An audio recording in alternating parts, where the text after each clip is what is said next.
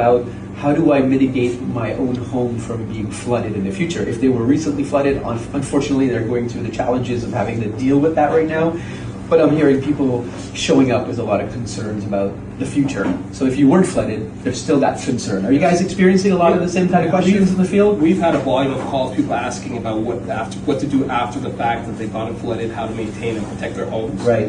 One of the biggest suggestions I would have is that you've got to do some maintenance. Make sure that your sump pump's working. Right. So right before snow melt in the wintertime, verify your sump pit. Verify your sump pump, make sure that the pump is working properly and adequately. Right. If you have a tendency to maybe lose power, maybe invest in a battery backup system, right? To help. Idea. If your pump is too small, get a more robust pump.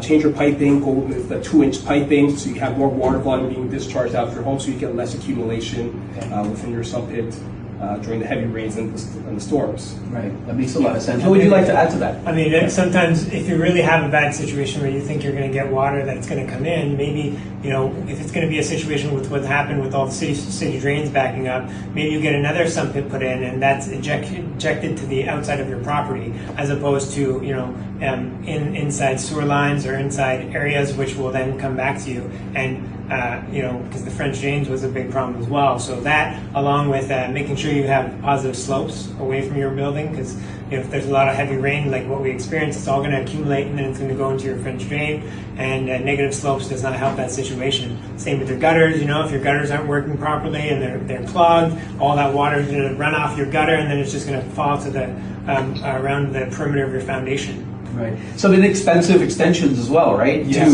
To allow the water to get away from your property. And if I add one more thing is that checking your backwater valve. If you have plumbing fixtures in your basement, they should be protected with a backwater valve. So a backwater valve has a little flap inside. And over time that flap can either be obstructed with debris so it doesn't close tightly, or that the seal can be dried out. Got it. So by verifying, doing the proper maintenance, and if necessary replacing the flapper inside, it's going to make sure you get a better seal so that water pressure from the city won't come back into your basement. That's great advice.